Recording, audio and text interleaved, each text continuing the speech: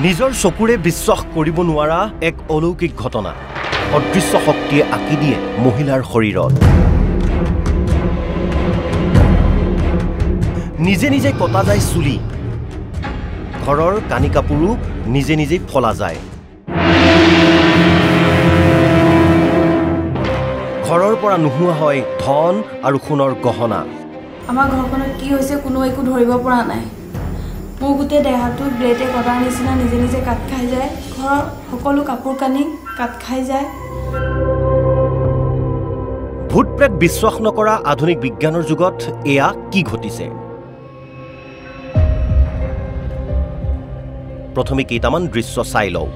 ব্লেডেৰে আঁকি দিয়াৰ দৰে কোনো অদৃশ্য শক্তিয়ে মহিলাগৰাকীৰ শৰীৰত এনেদৰে আঁকি দিছে এই পৰ্দাখনলৈ চাওক পৰ্দাখনো এনেকৈ নিজে নিজেই কাট খাই যায়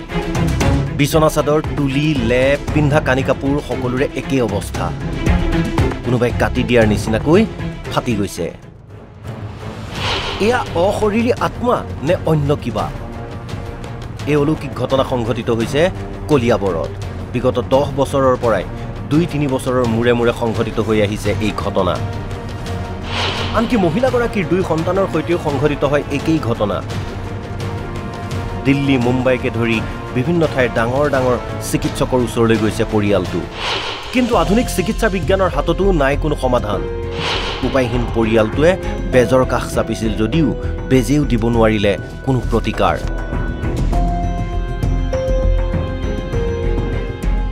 এতিয়া প্ৰতিদিনেই ভয় শংকাৰ মাজেৰে দিন অতিবাহিত কৰিছে পৰিয়ালটোৱে প্ৰতিকাৰ বিচাৰি বিচাৰি ভাগৰি পৰিছে তেওঁলোক এতিয়া মুখ্যমন্ত্ৰী ডক্টৰ হিমন্ত বিশ্ব শৰ্মাৰ সহায় বিচাৰিছে পৰিয়ালটোৱে নমস্কাৰ মামা মই আপোনাৰ ভাগিনে কৈছোঁ আপুনি বহুতক সহায় কৰিছে আৰু আমাকো সহায় কৰিব বুলি আশা কৰিছোঁ বিগত 10 বছৰ ধৰি আমাৰ ঘৰখনে বহুত কষ্ট ভুগি আছে মোৰ কাৰণে আমাৰ ঘৰখনত কি হৈছে কোনো একো ধৰিব পৰা নাই মোৰ গোটে দেহাটো ব্লেডে কটাৰ নিচিনা নিজে নিজে কাট খাই যায় ঘৰৰ সকলো কাপোৰ কানি কাট খাই যায় ঘৰৰ পইচা পাতি নাইকিয়া হৈ যায় মোৰ গহনা গাঁথলি নাইকিয়া হৈ যায় নিজে নিজে আমি একোৱে এই সমস্যাৰ পৰা আমি একোৱে সমাধান পোৱা নাই এতিয়ালৈকে আমি মোৰ নিজৰ চুলিখিনি নিজে নিজে কাট খাই যায় মোৰ সৰু ছোৱালীজনী আছে 8 বছৰীয়া তাইৰো কাট খাই যায় তাই পিন্ধি থকা কাপোৰ নিজৰ দেহাতে কাট খাই যায় স্কুলীয়া কিতাপ পত্ৰ সকলোবোৰ নিজে নিজে কাট খাই যায় আমি এইবোৰৰ কাৰণে প্ৰথম আমি দিল্লী চেন্নাই মুম্বাই সকলোবোৰ জায়গাত গলো চিকিৎসাৰ কাৰণে চিকিৎসাত আমি একোৱে সমাধান নাপালো এতিয়া মানুহে যিখিনি কৈছে আমি বেজালি কবিৰাজ আমি সকলোবোৰ কৰিছো তাৰ কাৰণে আমি একো ফল পোৱা নাই এনেকৈ আমি সকলোবোৰ ভুগি আছো ঘৰখনে আপুনি কিবা পাই যদি উপায় তাৰ কাৰণে আপোনাৰ ওচৰত হাত জোৰ কৰি সহায় বিচাৰিছো আমি মোৰ কাৰণে মোৰ ঘৰখন বহুত কষ্ট পাই আছে আৰ্থিকভাৱে আমাৰ সকলোবোৰ শেষ হৈ গৈছে মা দেউতা ভাঙি গৈছেগে আৰু একো কৰিবলৈ তেওঁলোকৰ হাতত উপায় নাই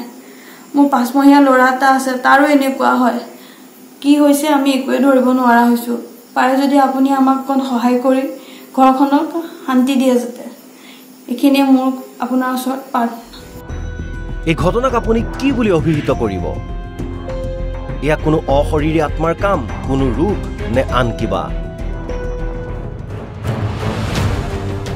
কমেন্ট যোগে জনাবলৈ নাপাহৰিব কলিয়াবৰৰ পৰা মৃদুপল্লৱ শইকীয়াৰ ৰিপোৰ্ট অসম লাইভ 24